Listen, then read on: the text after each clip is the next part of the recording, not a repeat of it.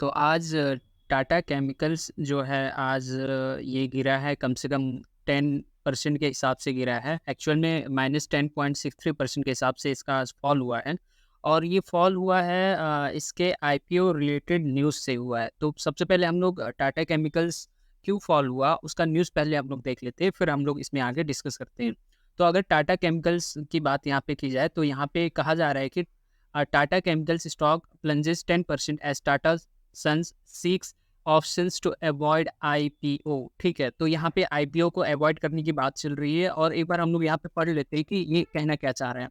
तो कह रहे हैं कि shares of Tata chemicals nosedived over 10% on March 11 following, मतलब आज का डेट बता रहा है। Reports that Tata sons IPO which was being seen as a value booster for the firm appeared increasingly improbable in the foreseeable future।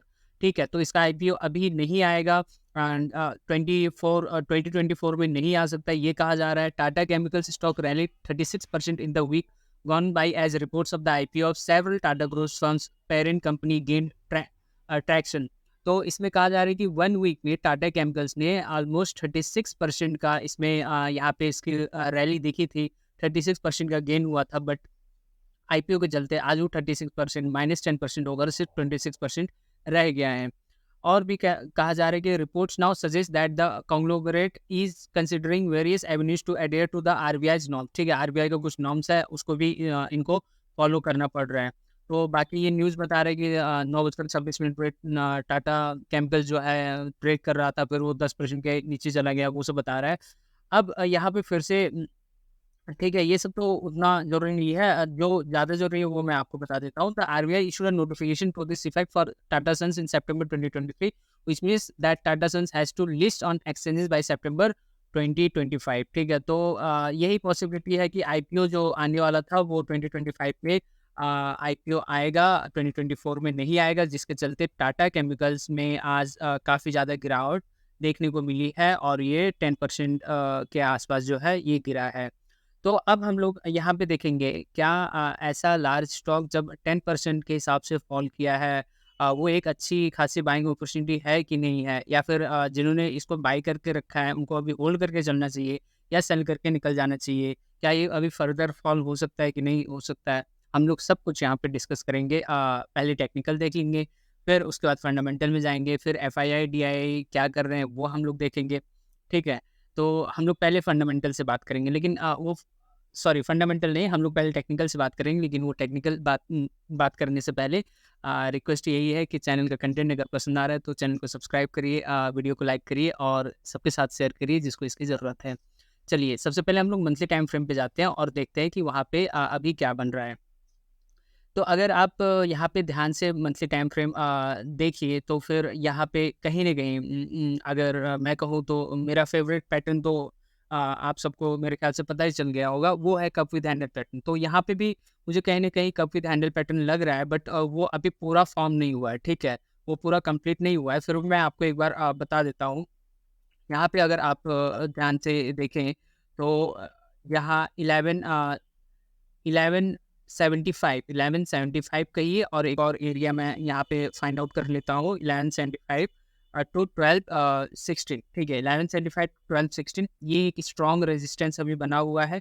और यहाँ पे मैं ड्राइंग टूल लेके आपको मैं समझाऊंगा। यहाँ पे अगर आप देखिए तो सबसे पहले जब प्राइस एकदम से ठीक है ये इंक्रीज होता गया, ऊपर चढ़ता गया, लेकिन यहाँ पे आके ये प्राइस इसका रुक गया और वहाँ से ये डाउन चला गया। डाउन होने के बाद ये फिर से सेम प्राइस लेवल पे जाता है मंथली टाइम फ्रेम पे, और फिर वहीं से वो गिर जाता है, और गिरने के बाद वो फिर से उठने की कोशिश करता है, और फिर ये उसको ब्रेक करने की कोशिश अभी इस मंथ में कर रहा है, मार्च वाले मंथ में। लेकिन ये तब तक ब्रेक नहीं माना जाएगा जब तक इसका क्लोजिंग, जो मार्च मंथ का जो क्लोजिंग है वो 12-16 के अबव ना क्लोज हो जाए। ठीक है, तो अभी मेरे ख्याल से क्योंकि न्यूज़ भी उतना अच्छा सही नहीं है, फंडामेंटल क्वार्टरली के हिसाब से भी उतना सही नहीं आया है, तो फिर अभी मार्च महीने ये आपको यहाँ पे वेट एंड वॉच करने की स्थिति है, क्योंकि आपको देखना होगा कि 12-16 के ऊपर जाएगा तभी यहाँ पे आपको बाइंग अपॉर्चुनिटी मिल सकती है। अच्छा, तो ऑफ कोर्स ये टाटा नाम ही इसमें है, तो ठीक है, ये अच्छी कंपनी ही है, बट अगर आप यहाँ पे स्टॉप लॉस रख के चलते हैं तो फिर मंथली टाइम फ्रेम पे मैं आपको यहाँ पे स्टॉप लॉस बता देता हूँ कि आपको कहाँ तक ये स्टॉप लॉस आपको देखकर चलना चाहिए। तो स्टॉप लॉस इसका जो है आप 870 आप इसका स्टॉप लॉस देख के चलेंगे मंथली टाइम फ्रेम के हिसाब से, ठीक है। तो ये हमने मंथली टाइम फ्रेम पे बात करी। मंथली टाइम फ्रेम पे अभी अवॉइड करना चाहिए, और जब तक 1216 ना क्लोज कर दे मार्च मंथ का, तब तक हमें यहाँ पे कोई भी अभी बाइंग का डिसीजन नहीं लेना चाहिए। अच्छा, अब हम चलते हैं एक वीकली टाइम फ्रेम पे, और वीकली टाइम फ्रेम पे देखते हैं कि यहाँ पे क्या बन रहा है। तो वीकली टाइम फ्रेम पे भी कहीं न कहीं यहाँ पे कप विद हैंडल ही बन रहा है। मैं आपको शो कर देता हूँ। देखिए, यहाँ यहाँ से ही बना हुआ है, ठीक है। मेरे ख्याल से ठीक एक बार मैं शो ही कर देता हूँ फिर से यहाँ पे, ध्यान दीजिएगा। तो यहाँ पे प्राइस ऑफ कोर्स ये ऊपर ही जा रही थी। प्राइस ऑफ कोर्स ये ऊपर ही ये इस हिसाब से प्राइस, ठीक है, इस हिसाब से ऊपर गया।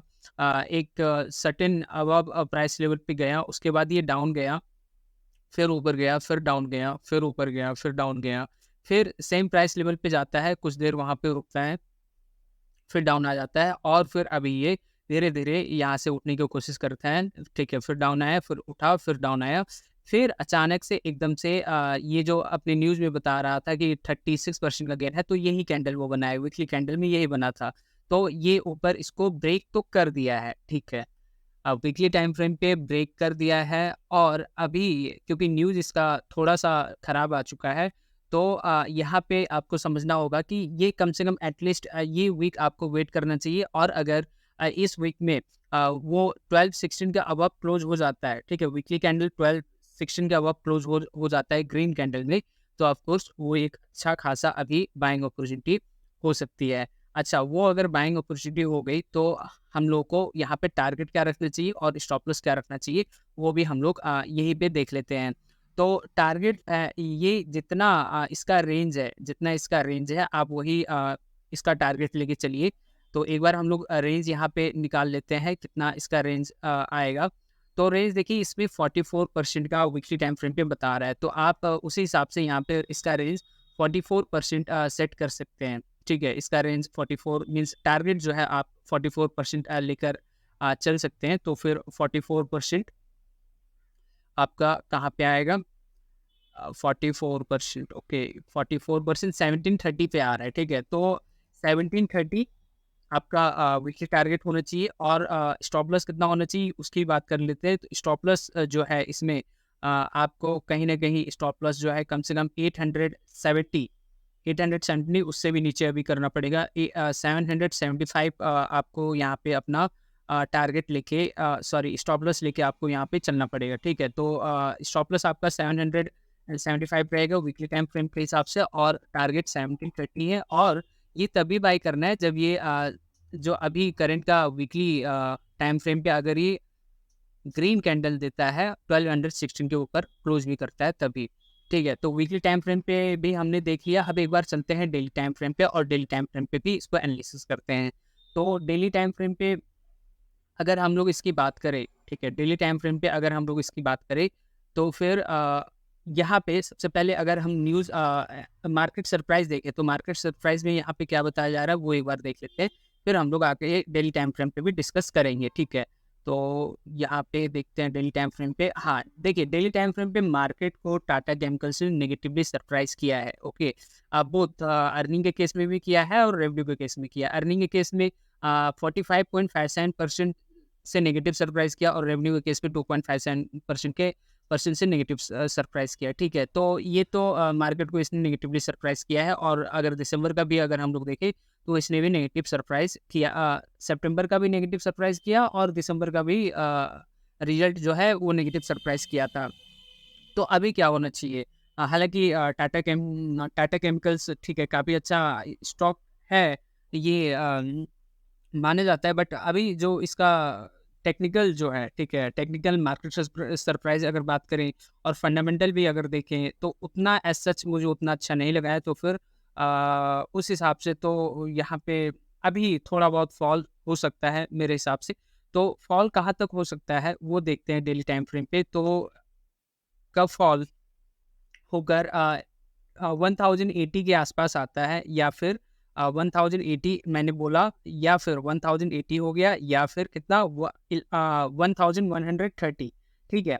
इसी के 1130 और 1080 के प्राइस फॉल होके नीचे आता है, फिर यहीं पे ऐसे रेंज बना के ये घूमता है, और उसके बाद अगर एक ग्रीन कैंडल दे देता है 1130 के ऊपर क्लोज कर देता है डेली टाइम फ्रेम पे, तो वो एक अच्छी खासी बाइंग अपॉर्चुनिटी माना जा सकता है। और उसका टारगेट कहाँ तक फिर हम लोग को लेके चलना चाहिए, तो फिर उसका टारगेट आपको 1300 के आसपास आपको लेके चलना चाहिए। अ, तो टारगेट भी हम लोगों ने डेली टाइम फ्रेम पे देख लिया, तो स्टॉप लॉस एक बार देख लेते हैं, स्टॉप लॉस कितना होना चाहिए। तो स्टॉप लॉस मेरे ख्याल से आपको 930 डेली टाइम फ्रेम पे लेके चलना चाहिए। ये तभी करना है जब प्राइस 1130 के आसपास ट्रेड करे और वहाँ पे ग्रीन कैंडल दे, तभी ये करना है, ठीक है। अभी तो हो सकता है कुछ दिन फॉल हो या फिर कंसोलिडेट हो, ठीक है।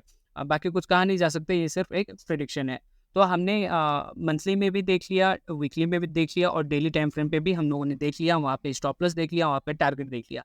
अब एक बार हम लोग चलते हैं कि इसका फंडामेंटल क्या कहता है, और उस हिसाब से भी थोड़ा अपने को ज़्यादा इन्फॉर्मेशन मिल जाएगा। तो अगर टाटा केमिकल्स की हम लोग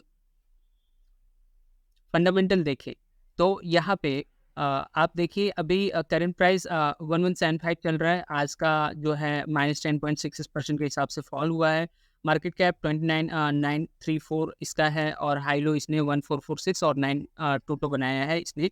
और अभी अगर इसका ट्रेंड देखें तो 1 ईयर में ऑफ कोर्स कंसोलिडेट इधर-इधर होके ही जा रहा था, लेकिन उसके बाद ये अचानक से ही एकदम से इसमें इंक्रीज़ हो गया प्राइस इसका। 3 इयर्स की अगर बात करें तो ऑफ कोर्स ये कंसोलिडेट ही हो रहा है। 5 इयर्स में भी सेम वही चल रहा है अभी इसका, और 10 इयर्स में भी अभी ये कंसोलिडेट होके ही ट्रेंड में ही है, ठीक है। अगर प्रोस की बात की जाए तो इसका डिविडेंड काफ़ी हेल्दी पे आउट है 48% के हिसाब से। कॉन्स यही है कि इसका आरओई, रिटर्न ऑन इक्विटी कम है 3 इयर्स पे, जो कि 7.63% है। इसका सेक्टर केमिकल है, इंडस्ट्री भी केमिकल है, और इसका रैंकिंग जो है 5th रैंक भी ये आता है। पहले पीडीलाइट आया, फिर एसआरएफ, फिर इंडिया, फिर गुजरात, फिर अभी ये टाटा केमिकल्स आ रहा है। क्वार्टरली रिजल्ट की अगर हम लोग बात करें सितंबर 2023 और दिसंबर 2023 में, तो यहाँ सेल्स जो है 3998 सितंबर में था, जबकि अभी 3730 है, यानी कि सेल्स इसका डिक्रीज हुआ है। ऑपरेटिंग प्रॉफिट 807 से 542, ये भी डिक्रीज हुआ। प्रॉफिट बिफोर टैक्स 615 से 262, अगेन डिक्रीज। नेट प्रॉफिट 495 से 194, अगेन डिक्रीज यहाँ पे हुआ है। और अगर इसका YOY बेसिस पे यहाँ पे देखें तो दिसंबर में 4148 था, और अभी दिसंबर 2023 में 3730 हो गया है। ऑफ कोर्स ये डिक्रीज हुआ है। ऑपरेटिंग प्रॉफिट 920 नहीं 831, और अभी जो है 542, ये भी डिक्रीज हुआ है। पीबीटी जो है 527 था, और अभी 262, अगेन डिक्रीज। नेट प्रॉफिट 425 से 194, अगेन डिक्रीज। तो इसके हिसाब से तो अभी फंडामेंटल के हिसाब से QOQ में अभी अगर हम लोग कंपेयर करें और YOY में भी कंपेयर करें, तो इसका फंडामेंटल जो इसका फाइनेंशियल रिजल्ट है वो सही नहीं आया है, ये कहा जा सकता है। अब एक बार हम लोग इसका FII और DI डेटा देख लेते हैं, फिर कंक्लूजन हम लोग निकालते हैं। तो यहाँ पे शेयर होल्डिंग पैटर्न में चलते हैं, और सितंबर में प्रोमोटर्स 37.98 थे, और अभी 37.98 ही है, सेम है। FII 14.16 से यहाँ पे 14.07, यानी FII ने अपना स्टेक यहाँ पे डिक्रीज किए हैं। DIA 20.91 थे, और अभी 20.44, यानी DIA ने भी डिक्रीज किया है। गवर्नमेंट 0.03 सेम है, और पब्लिक 26.92 से 27.49 इंक्रीज हुआ है। तो अगर तीनों का हम लोग कंपेयर करें, ये technical, fundamental and FII DI data, तो तीनों में जो दो हैं, फंडामेंटल और FII DI, वो लोग तो सेल का ही बता रहे हैं, ठीक है। बाकी अभी टेक्निकल में बाइंग अपॉर्चुनिटी आ सकता है, लेकिन वो जो मैंने आपको बताया कि जिस एरिया में आके अगर वो ट्रेड करे, तभी वो अपने को बाइंग अपॉर्चुनिटी दे सकता है। तो ऑफ कोर्स अभी टाटा केमिकल्स में वॉच करने का वेट एंड वॉच करने का सिचुएशन है, और जिस लेवल पे मैंने बताया उस हिसाब से अगर देखें तो ठीक है। अगर आप फंडामेंटल कंसीडर करते हैं, FII DI डेटा भी कंसीडर करते हैं, तो ऑफ कोर्स उस हिसाब से तो अभी यहाँ पे कोई भी बाइंग अपॉर्चुनिटी बनती हुई मुझे नहीं दिख रही है, ठीक है। तो डिसीजन आप पे है, आपको यहाँ पे क्या डिसीजन लेना है, ठीक है, मैं आप पे छोड़ता हूँ। लास्ट में मैं कोई फाइनेंशियल एडवाइज़र नहीं हूँ, यहाँ पे सिर्फ मैं आपको इन्फॉर्मेशन दे रहा हूँ ताकि आप डिसीज़न ले सकें, उसमें डिसीज़न लेने में आपको मदद हो सके। अगर आपने बाय कर रखा है तो फिर किस लेवल तक होल्ड करना चाहिए वो भी मैंने आपको एज़ ए स्टॉप लॉस के तहत बताया ही है। ठीक है। ध्यान रहे किसी के टिप्स पे भरोसा नहीं करना है, किसी के कॉल्स रिकमेंडेशन पे भरोसा नहीं करना है। मेहनत का पैसा है, इसको ऐसे ही गँवाना नहीं है। और लास्ट में पोर्टफोलियो को डाइवर्सिफ़ाई करना है और अपना रिस्क को मैनेज करके चलना है। तो होप सो आपको वीडियो पसंद आया होगा। वीडियो को लाइक करिए, शेयर करिए और सब्सक्राइब ज़रूर करिए। आपने इतना समय दिया उसके लिए थैंक यू वेरी मच।